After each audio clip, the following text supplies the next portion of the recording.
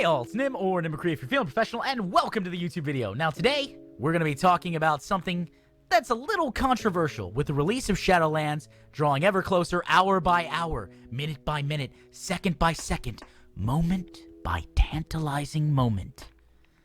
I thought it would be a good idea to look on some good things that Battle for Azeroth did. Now, seeing as how I said that sentence, I'm going to give you, the audience, some time to sharpen your torches and light your pitchforks. But it wasn't all bad, and I can prove it. So first, the promo materials. While the Sylvanas promo cutscene was kinda meh, let us not forget the Daughter of the Sea. I heard, the Daughter of the Sea, that old voice warning me. This was a high bar for me, because Blizzard wrote, composed, and animated a whole sea shanty that struck true to the lore, for the most part. Now, if you haven't seen The Daughter of the Sea, do so after this video. It's amazing. The art and media team knocked it out of the park, and again, it was way better than the Sylvanas. I'm gonna kill hope by burning a tree. I mean, granted, they did kill, the ancestral home of the Night Elves.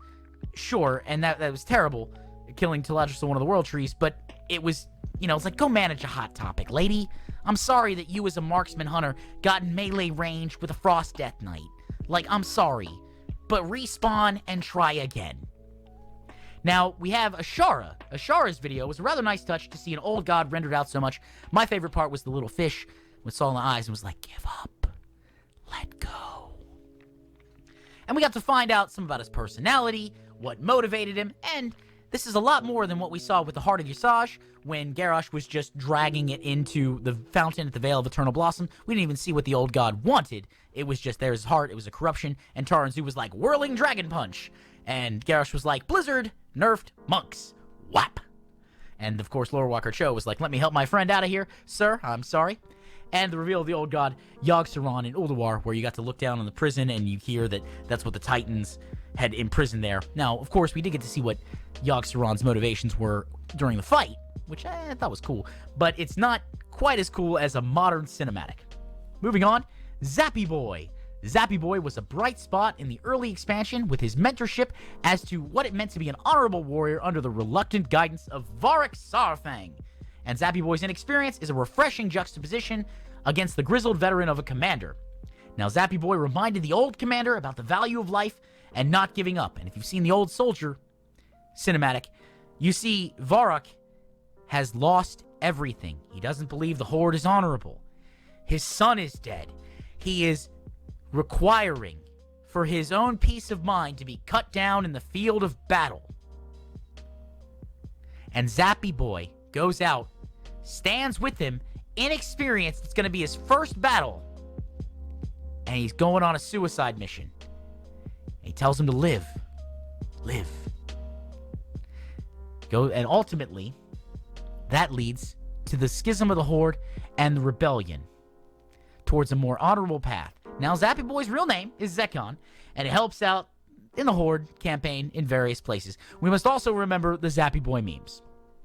Let us never forget the Zappy Boy memes. We love Zappy Boy, and he is officially canon. On to the zone storylines. For this, I'm talking about Drustvar and Nazmir. Drustvar is a foreboding zone with an occult backdrop. You follow the story of the Inquisitors, and while you are an Alliance player, you are made an Inquisitor. The story culminates with Waycrest Manor Dungeon and the slaying of the ancient enemy Gorek Toll.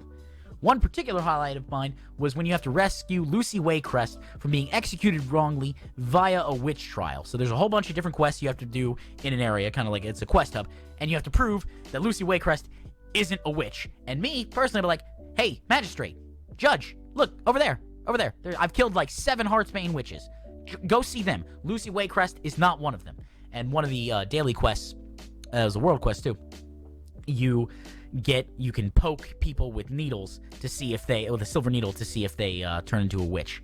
That was kind of a cool little thing to see that there's this place is just invaded by an occult enemy. It's absurd, and she's protesting her innocence the whole time. Eventually, she's let go, and we move on with the story, but that was a highlight of mine. On to Nazmir. The zone starts off with Princess Chilanji rushing headfirst into a region where blood magic is practiced, and while through the story we don't know the exact limit of blood magic, and it's not as defined as arcane, fire, or frost, it strikes me as somewhat a more Azeroth-based fel magic. Because when you see blood magic performed, you see a lot of occult ritual symbols drawn, vats of blood and viscera.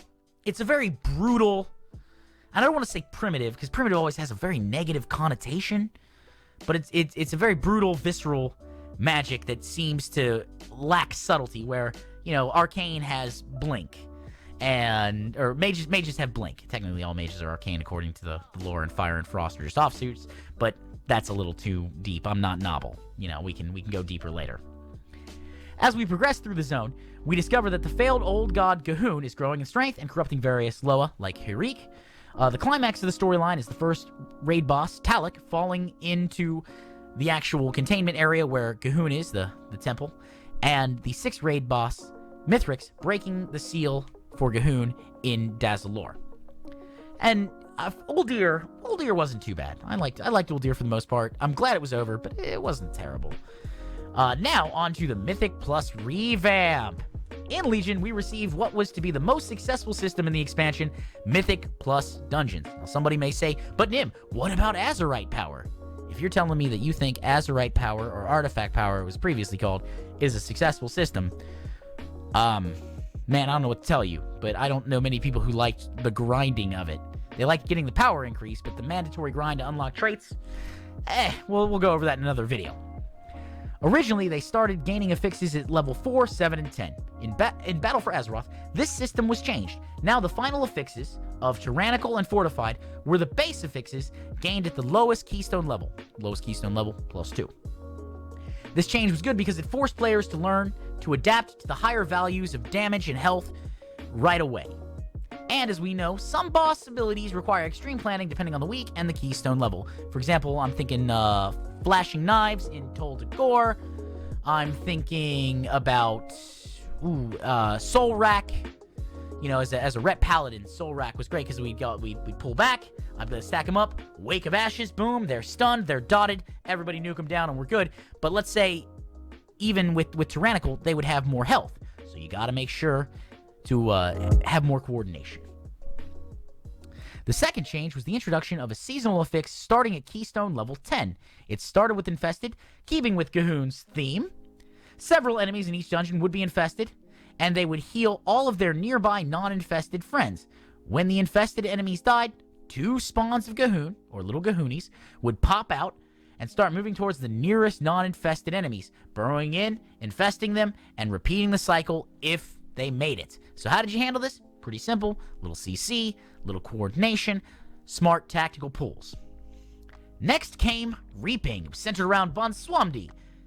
And every time you filled up 20% of the enemy forces bar in a dungeon, Bonswamdi would reanimate all the newly slain trash mobs as one of 3 different types of spirit that corresponded to the type of enemy they were. These spirits would then attack you all at once, leading to some very hectic gameplay. And honestly, that was one of the easier seasonal fixes, because especially as gear levels climbed, you could LOS, they'd come around the corner, like for me, I'd drop a consecration and be like, all right, let's just start nuking these things down. Little frozen orb. Now, of course, if you hit that 20% in the middle of a pack, ooh, you could have a problem, because while the spirits only had 2 different casts, your regular enemies were still just as deadly as they always are.